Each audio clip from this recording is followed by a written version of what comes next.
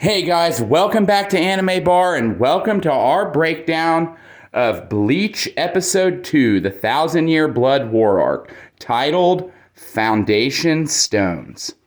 This video is going to be a little bit different today, as in I'm not going to go step by step how the episode went, because we jump around a lot from Yuha's palace, back to Kurakura Town, then back to the Soul Society, and I feel like presenting it in this way will make it more palatable for everyone. Don't worry, you'll still get the gist of exactly what happened in this episode. I just like this format a little bit better for this one. That being said, we start out this episode with an excellent shot of Yuha on his throne.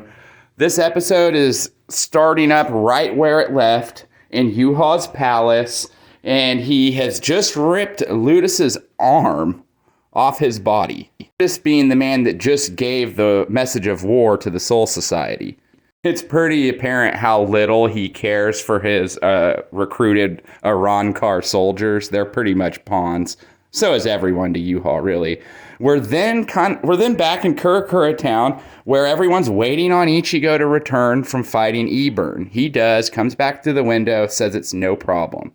But that he did find the whole situation a little strange. It's at that very moment Shino's soul phone starts to ring.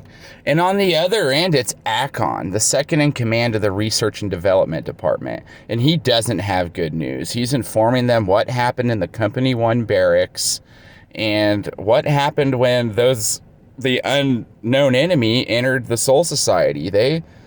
They massacred some Soul Reapers, all right, guys? Like I said, this isn't good news.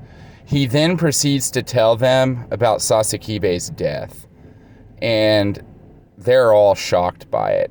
I mean, they know how good of companions him and Yamamoto were.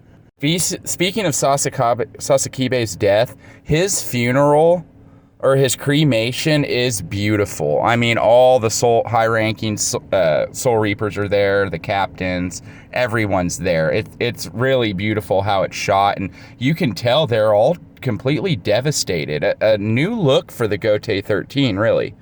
They're like wounded, beaten dogs at this point, and it's, like I said, a really odd thing to see from the Gote. And I mean, why wouldn't they be? Even their captain commander is devastated that he just lost his second in command and more or less his best friend in life.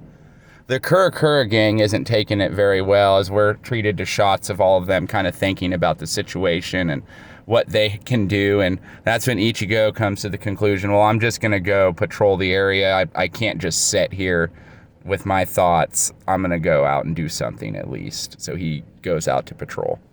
And whilst out patrolling, he'd run into none other than Nell. Yeah, Nell's back, and she's terrified, guys.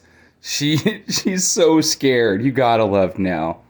And Pesce. She then proceeds to tell us the shocking news that Waco Mundo has fallen. It's been conquered by a strange enemy. Meanwhile, back at Yuha's palace, we're treated to that epic scene in the manga where he's talking to Ludus, the man that just had his arm ripped off, and he's wanting to progress on peace, and he asks Ludus, like, are you a prophet? And the scene's done even better in the anime because it just goes to, it shows you how ruthless Yuha Bach actually is as a king and as a leader. He then quickly decides Ludus is of no more help to the cause and blows his head off. Yes, blows his head off. Eburn's back there like, oh crap, this is not going to end out good for me. But surprisingly, Yuha found him useful because they found that the medallion wouldn't work on Ichigo and he was able to stall Ichigo. But unfortunately for Eburn, his usefulness has run out. And Yuha blows his head off too. I'm not kidding. So for those of you who are worried about this anime being censored, you can throw those concerns right out the window because they are holding nothing back when it comes to the violence. So after eliminating the two Iran cards, he begins to stand up and his throne starts dissipating because it's made of reishi, all right? So then he takes the reishi that had once formed the throne and starts forming stairs that he begins to walk up. Guys, this is such an awesome way to convey to the audience that the Quincy's have total reishi domination and control. Just an awesome tidbit. Atop the stairs, Yuha is keeping Tara Holly Bell, the Queen of Waco Mundo, prisoner.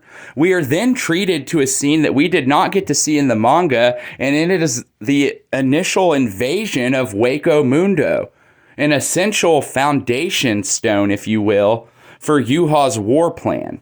It's an awesome but brief scene, but we get to see him take down Holly Bell extremely quickly.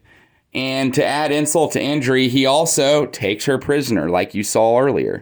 I always imagined Yuha just coming in and pretty much dominating like they'd shown. So it was great to finally see it animated. I really enjoyed all the scenes in Yuha's palace in this episode. They were extremely well animated and just great in showing overall how cruel Yuha actually is. Anyways, by this time, Kisuke's already gotten with the Kurakura gang, and they're on their way to Waco Mundo. You know, if they're heading to Waco Mundo, Urahara's going to help them get there. And in his normal fashion, too, just kind of dropping them in the sky of Waco Mundo. It's pretty humorous, but it doesn't stay that way for long. All the hollows have either been eliminated or that is everyone but the TYBW. Yes, they make an appearance. Being Tara Hollibell's like second in command girls, you knew they were going to make some sort of uprising about their leader being taken down. So that's kind of where we're ending off right now. It's a battle between Quilgay and the TYBW. The TYBW aren't doing too hot. But they did mount a surprise attack, so Quilgay's like, hey, don't kill them. They've got spunk. And guys, don't even get me started about Quilgay. He was everything you thought he was going to be. Sent shivers down your spine. Such a menacing, evil person. I mean, his voice actor knocked it out of the park. I loved everything about Quilgay in this episode. So yeah, they're just setting the scene for us manga goers. We know what's about to happen, but they're setting up this scene between the TYBW's final stand against Quilgay, And I also failed to mention that the Soul Society, they know that the Quincy's are behind all this at this point. They had a captain's meeting. They figured it out. They know that it's the Quincy's that declared war. At the very end of the episode, we're left with a nice shot of Ichigo watching what's happening in Waco Mundo. And he's not happy about what's going on. And by the looks of his face, he's fixing to jump in at any moment. And that's how the episode ends. And that'll do it for our breakdown. Like I said, a little bit different this week. Things went quick. Information was dumped here and there. But overall, a very, very great second episode. I'm loving Bleach Mondays, guys. I'm loving doing these quick breakdowns. Let me know if I missed anything or forgot anything. Like I said, this one was a little bit quicker than last week's just due to how the pacing was in this second episode. But that'll do it for today. Thanks for coming back to Anime Bar and participating in this breakdown. Guys, I love that Bleach is back and that we can do this. It brings great joy to me. Stay on the lookout for future videos of mine and tune back in Monday or Tuesday for another Bleach breakdown. Until then, see you guys later.